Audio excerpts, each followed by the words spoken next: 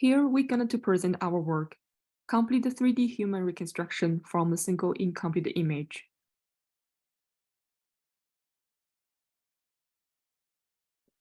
Suppose we want to achieve human body 3D reconstruction from a single view image. However, if the person is occluded by others in the image, can we still obtain a high-quality reconstruction? Here is our research goal.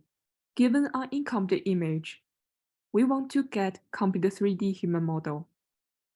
And finally, we want to obtain a complete 3D human model with texture.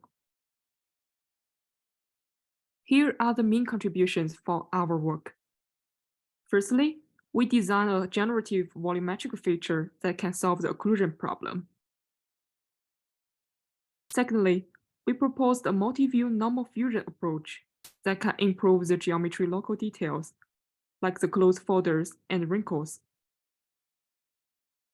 The last, after getting the high-quality geometry, we proposed an effective texture imprinting pipeline that can obtain whole body texture. In this section, we will introduce some related works. There are some SOTA baselines that can achieve high-quality single-image human body reconstruction. The first related work is PyFu. It can achieve high-resolution human digitalization.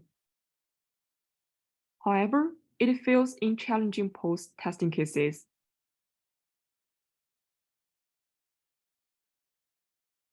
One of the following work is Icon. It embeds the SMPL feature as human pose prayer, and it can handle challenging post-testing.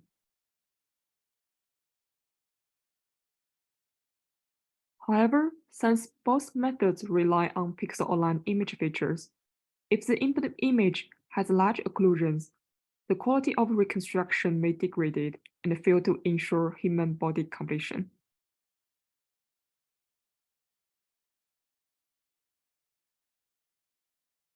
Another effective approach to solve the occlusion problem is to do 2D imprinting first and then 3D reconstruction.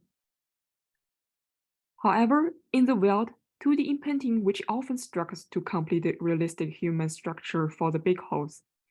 The imprinting artifacts, such as distortion, are directly propagated to the 3D reconstruction results. According to this limitation, we propose our method to achieve 3D human body imprinting directly.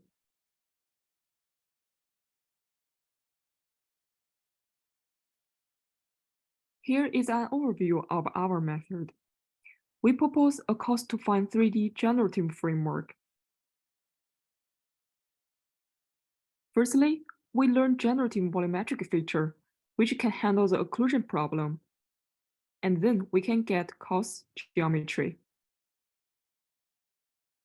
Secondly, after getting the cost geometry, we re-render the normal view surface normal map and do multi-view normal enhancement. After we getting the refined normal map, we do multi-view normal fusion to improve the geometry details, and using marching cube to extract some fine geometry.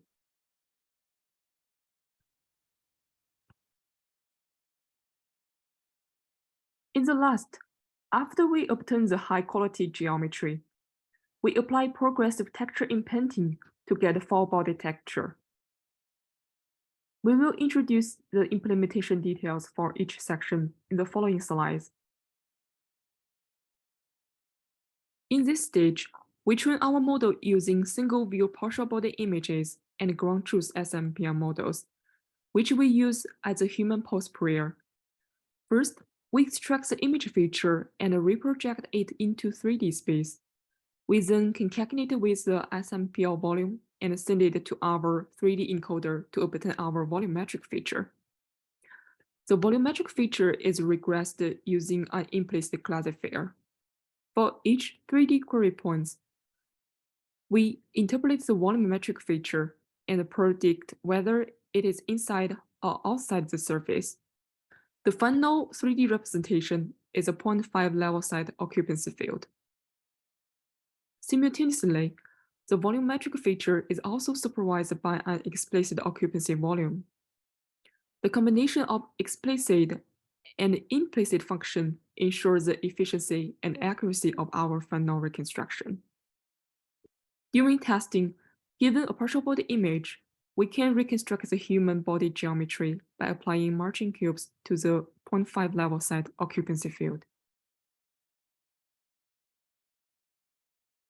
Once we get our cost geometry, it is missing the local details like clothes folders and wrinkles.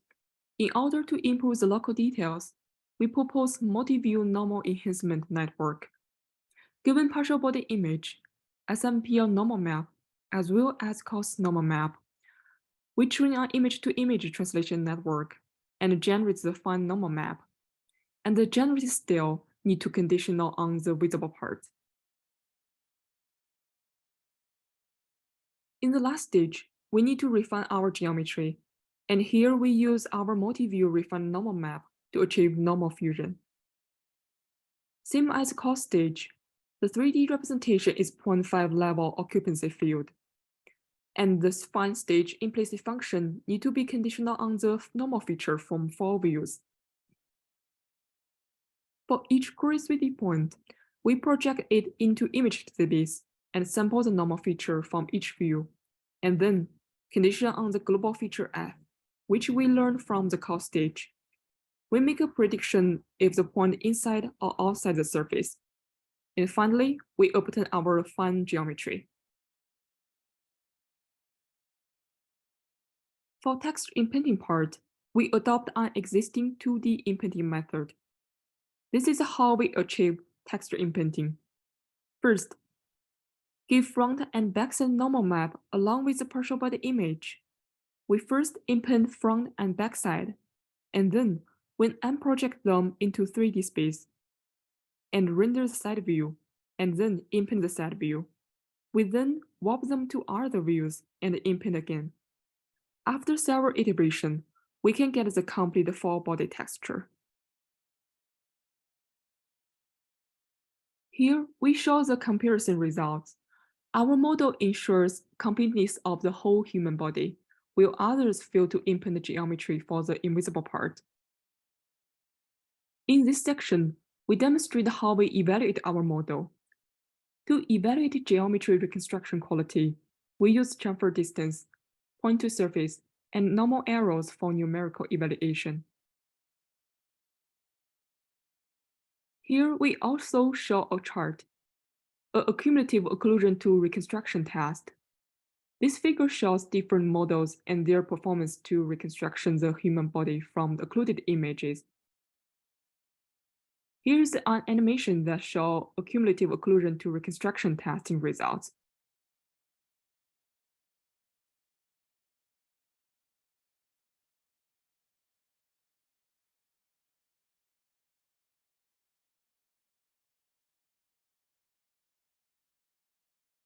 In our experiment, we propose a cost-to-fun 3D generative framework, and we evaluated our model for each stage with different settings.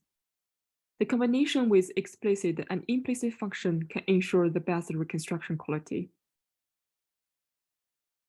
Here, we show the reconstruction result from a single view group shot image.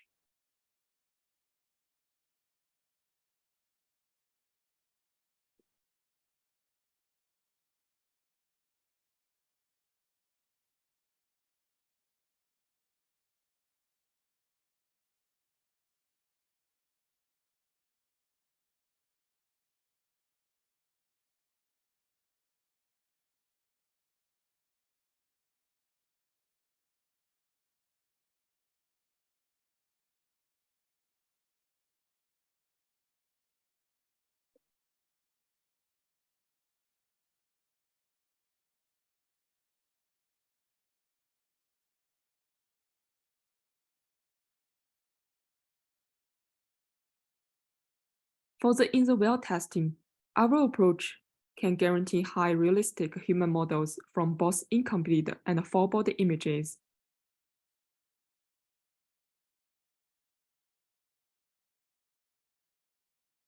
In our experiment, We use ground truth SMPL model to do numerical evaluation. We candidly note that ground truth SMPL model is not a requirement for testing in the valid images. We admitted that the pose errors in predict SMPL model affect the final 3D reconstruction results.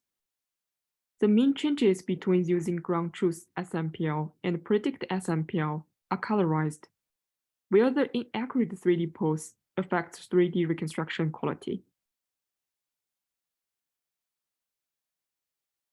One limitation for our model is that our model sometimes face domain gap problems when tested on the image of a person with highly fashion styles, particularly loose clothes and complex hairstyles. Here are the conclusions of our work.